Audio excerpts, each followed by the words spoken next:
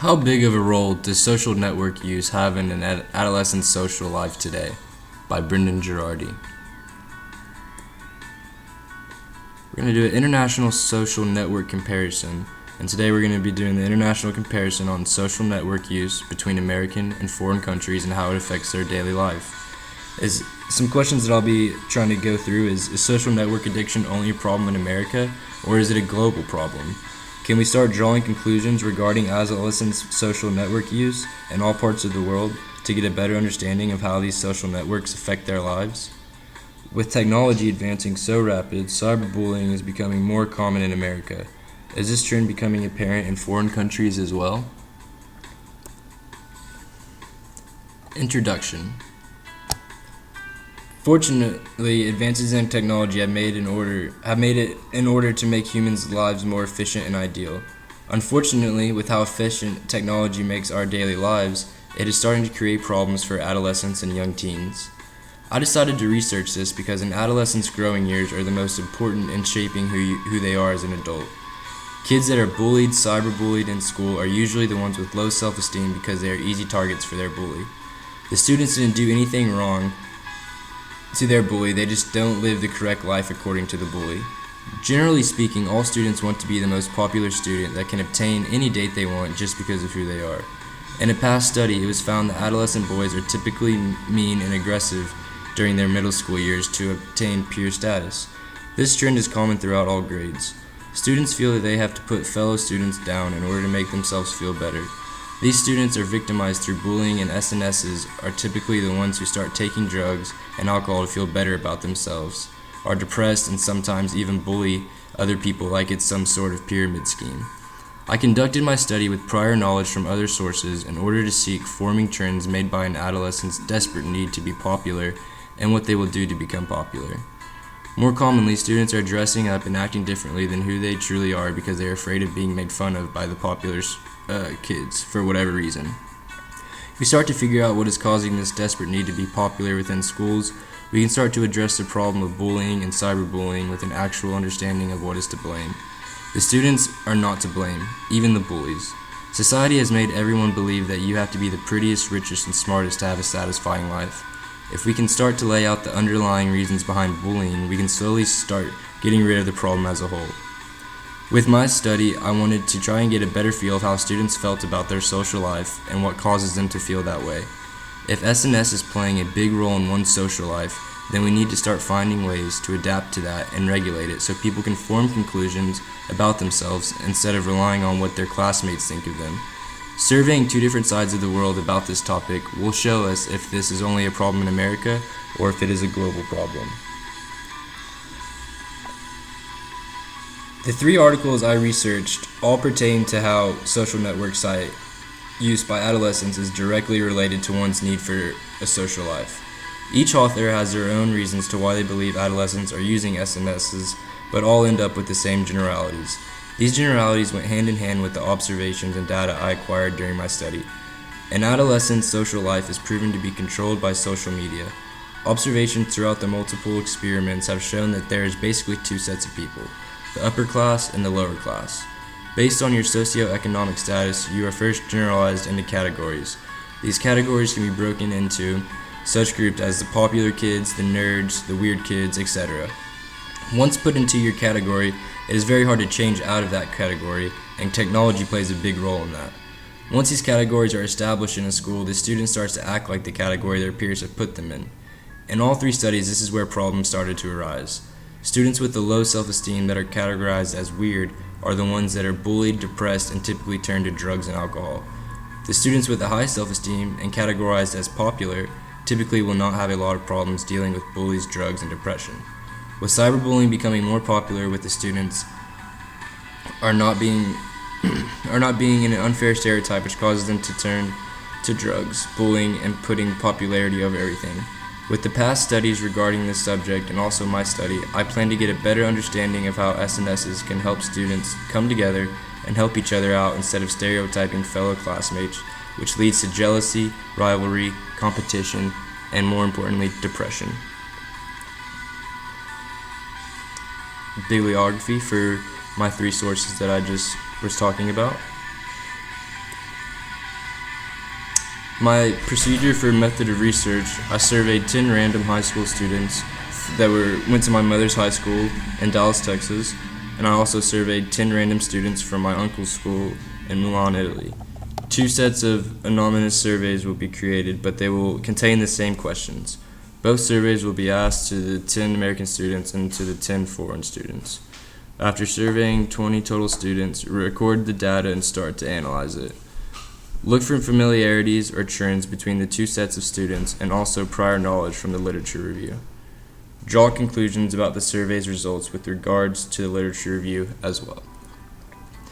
The questions on the survey I asked were, do you think social media is a deciding factor on who is popular in your school?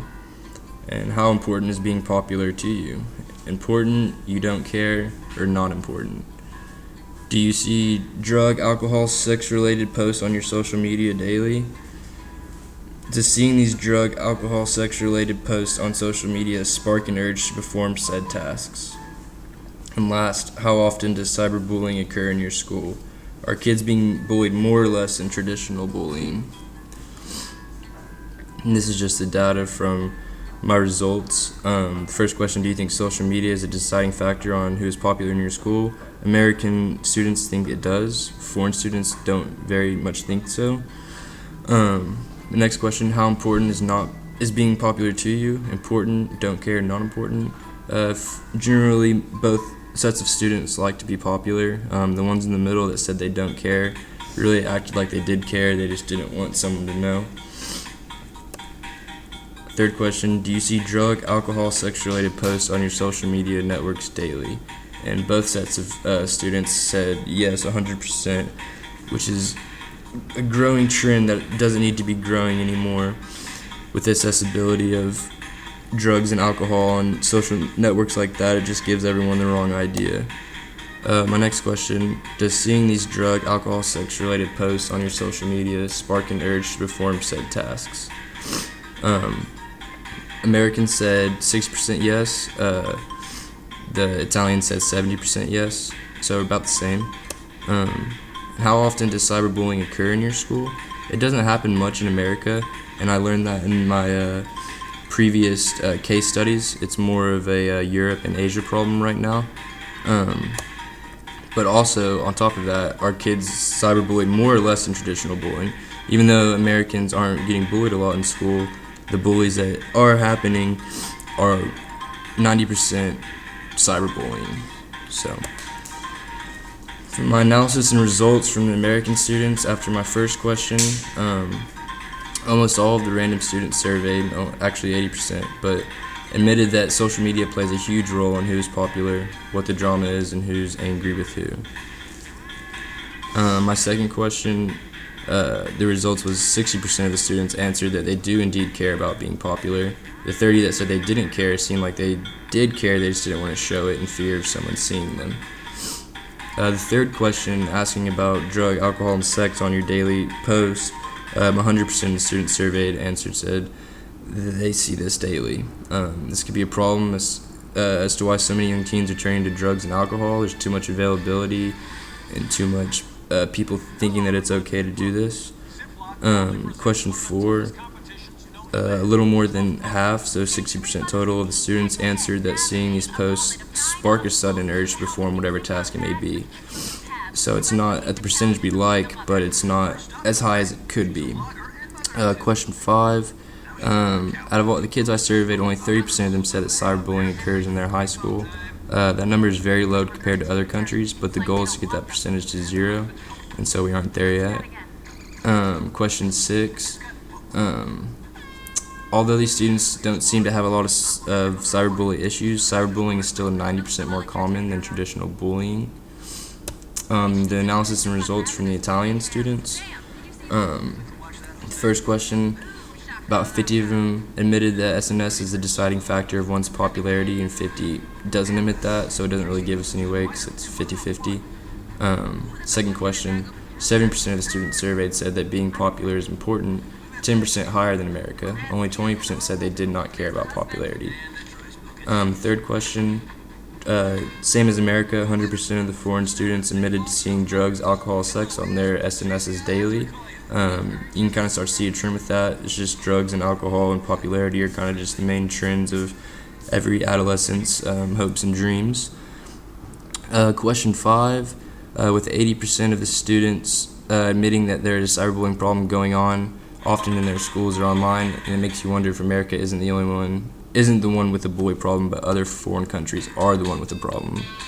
And question 6, although Italy had 70%, they didn't have a higher percentage in America, which was 90%, but the trend is still the same. It seems like bullies are changing to cyberbullies because it's easier to bully online, you can bully from home, and there's no teachers or adults to see the bullying and stop it. This statistic is a scary one to swallow, but once we can formulate an idea of what triggers these bullies to actually bully, then we can figure out a way to stop it altogether. My discussion and conclusion is after collecting all the data from the 20 total students, 10 American, 10 Italian, I was able to spot some trends between the two countries' SNS use.